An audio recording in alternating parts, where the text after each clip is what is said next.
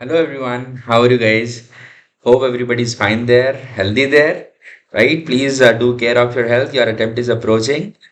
So, people, I'm here before you people to present the first mini AV cake, what I have promised you people in the last video.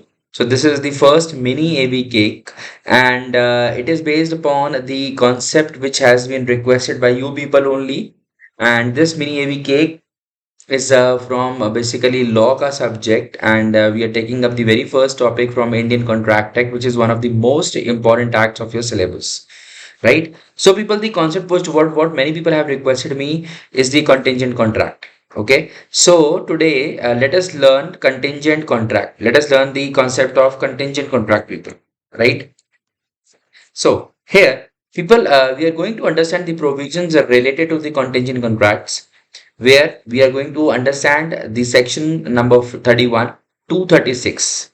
So these six sections we are going to understand, which are related to contingent contract from Indian Contract Act 1872.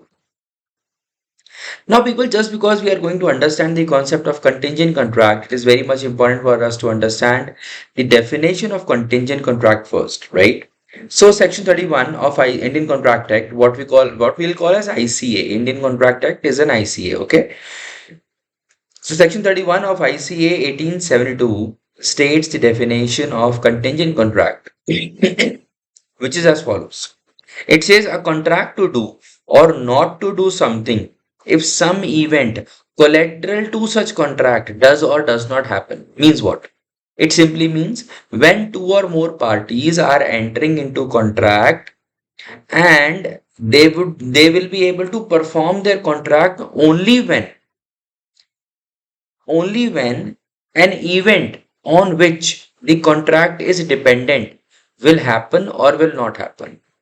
Means what? It means you and me, if we are entering into a contract, and the contract, we will be able to fulfill the promises made to each other in that contract only when a particular event will happen or will not happen. In that case, it will be a contingent contract.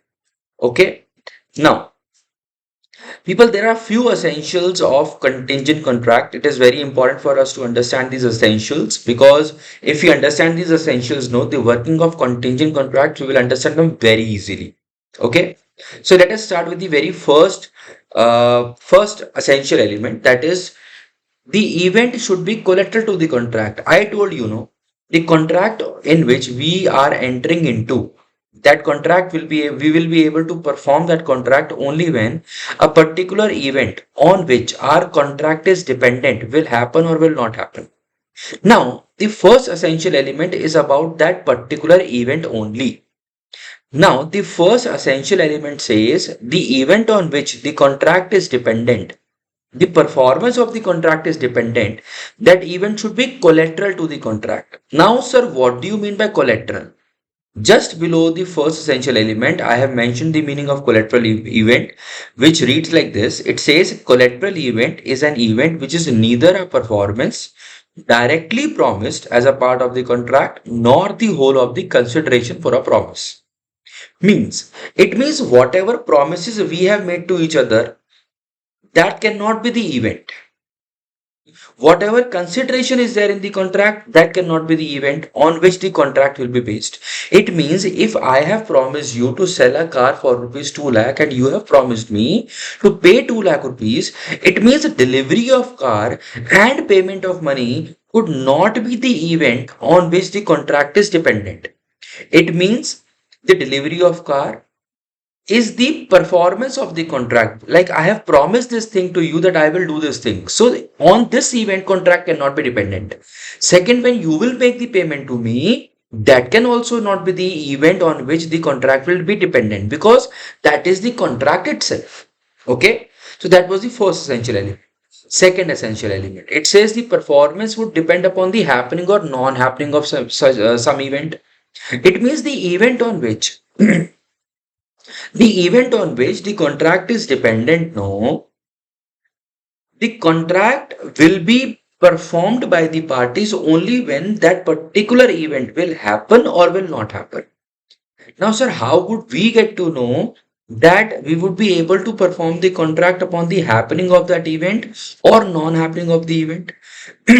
People, when the parties will enter into the contract, no, on what basis they enter into contract? Their contract is dependent upon happening of event or non-happening of event. You will be understanding this part from there only. If they contract on the upon the happening of event, in that case, that contract will be performed only when that event happens. And if we are entering into a contract where our contract is dependent upon the non-happening of an event, in that case, our contract will be able to perform only when the contract will not happen. Okay. Third, it says the event must be an uncertain event. Now, what do you mean by uncertain event? But uncertain event is a very simple thing. Uncertain means which is out of control. It means the event on which the contract is dependent, no, that event should neither be it should not be under the control of any of the parties to the contract. Are we clear? Fourth thing, the event should not be the mere will of the promisor. It means if I say you, let's say I am the promisor, and if I tell you that if I would be willing to pay you 100 rupees, then only I will pay you 100 rupees. Now, in this case, whatever my willingness is, that cannot be the event on which our contract is dependent. Because if it is the case, then whatever I will feel like, okay, the same thing only I will do that. Right. So that cannot be the event on which the contract is based. So the fourth point says the event should not be the mere will of the promisor. It means whatever promisor wants to do on his on his willingness, the contract cannot be dependent. Are we clear? So people, just to revise the first, just revise with me quickly. What is the first essential element of contingent contract? The event should be collateral to the contract. Collateral means the event which we are talking about on which the contract is dependent. That event could neither be the promise made to the part by the parties to the each other, nor the consideration of the contract. It cannot be the event. Second essential element, the performance of the contract will depend upon either happening or non-happening of the event. Third, the event should be uncertain event. Uncertain means what? It should not be under the control of any of the parties. The fourth is whatever promisor is willing to do, that could not be the event. It means the willingness of the promisor to do or not to do the contract could not be the event on which the contract should be dependent. Okay, people, these are the first four essential elements of the contingent contract. Now, that was section number 31, people. Next, 32, 34, sorry, 32, 33, 34, and 35, and 36. These five sections will, they are related to the provisions, the main provisions which are related to the enforcement of the contingent contracts. Means, whenever two parties enter into the contingent contracts, when that contract will be performed, when that contract will be enforced, these five provisions will tell us about that. Let us start with the very first provision, that is section number 32, talking about a condition where the enforcement of contract is contingent on an event happening. Means we are contracting, the parties are contracting that if this thing will happen, if this event will happen, then we will be able to do the promise. It means if I tell you that if A marries C, I will pay you 10,000 rupees. It means I will pay you 10,000 rupees only when A will marry C. It means our contract is dependent upon happening of an event. Are we clear? Now, when a contract is dependent upon any situation, any event, no people, there are always three situations. Now, if a contingent contract is contingent upon happening of event, in that case, three there could be three conditions. If that event happens, if it means if A marries C, then I have to pay you 10,000 rupees. It means if the contract is contingent on an event happening, it means that contract will be valid only if that event happens. Acha, if that event not happens, means if A is not marrying C, A marries D, it means the contract is void now. or if the event on which our contract is dependent becomes impossible. Let us say A died. It means now it is very much impossible, it is next to impossible that A will marry C because A has died. It means in this case also our contract will become void. Are we clear? Good. Section 33, just opposite to section 32. It says enforcement of contract contingent on an event not happening. Now I am saying that I will pay you 10,000 if A will not marry C. Correct? Now in this case, when our contract will be enforced? Again, three situations. Acha, if that event happens, means I am saying that A will not marry C, then only I will pay you 10,000. If A marries C, then what will happen? Obviously, I am not liable to pay you 10,000 rupees. The contract will become void. Acha, if that event does not happen, means if A actually does not marry C, but A marries D, it means our condition is fulfilled. Correct? It means I am liable to pay 10,000 rupees to you. It will be valid. Correct? Acha, if that event becomes impossible, means let's say A dies. And what was my promise to you? That if A does not marry C, I will pay you 10,000 rupees. If A dies, it means now though it is not possible that A will marry C, in that case also I have to pay you 10,000 rupees. So in both in the second and third situation, our contract will be valid, and in the first one it will be invalid. It will be void, right? 34. 34 says a contract will cease to be enforceable if it is contingent upon the conduct of a living person when that living person does something to make that event or conduct as impossible of happening. Means if we are making a contract which is dependent upon the doing of something by a living person, means if I am saying you, if A, let's say again the same situation, if A marries C, correct? If A marries C, I'll pay you 10,000 rupees. Now, here the contract is contingent upon the conduct of a living person. It means what a living person will do, on that basis our contract is dependent. I will pay you money only if a person does that thing. Correct? Now, if A is doing something because of which the conduct, that is the marriage of A and C, becomes impossible. Let's say A dies. In that case, we have already understood this thing, that in that case the contract will become void. It will not be enforceable. It is written, no, a contract will cease to be enforceable. Cease means it will stop. It will not be enforceable.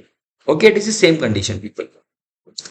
35 says if the contract is contingent on happening of event on some specified time, within the fixed time, I'm sorry, happening of specified event within the fixed time. It means now if I tell you that if A marries C within 10 days, then only I will pay you money. Now this contract, when it will be enforceable? First, it will be enforceable, I will pay you money only when A will marry C within these 10 days. Correct? That is the first situation. If that event happens within the fixed time, it means whatever event we have promised, if that event happens within the fixed time, that is a 10 days. If A marries C within 10 days, then only I will pay you money. In that case, it will be valid, right? Acha, if the event does not happens within the fixed time, means A does not marry C within 10 days, it will become void. Correct? People just make the correction, it is not valid, it will become void. Correct? And if that event becomes impossible, if A dies, obviously it will become void because there is no chance that now A is marrying C. Okay, please correct the second situation. 35 says enforcement of contract contingent on non-happening of specified event within the fixed time. Means I'm saying, beta, if A is not marrying C within 10 days, no, I will pay you 10,000. Now, what was the first situation? I was telling you, A is marrying C within 10 days. I will pay you 10,000. Now, I am saying that A does not marry C within 10 days.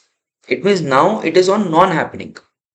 Does not marry C. Okay? Within the fixed time. Acha, in that case, when will I pay you money? Only if A does not marry C within 10 days. Means if that event does not happen within the fixed time. A is not marrying C within 10 days. Acha, if A marries C within 10 days, what will happen? Obviously, I am not going to pay any money to you. Correct?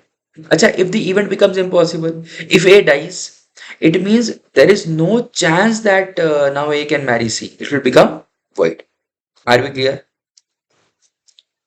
Last section says contract contingent on an impossible event are void. But any contract you are entering into, the event which is impossible, the contract which is dependent upon the event which is impossible. It means I'll tell you that you give me 10,000 rupees, I will make rain right now.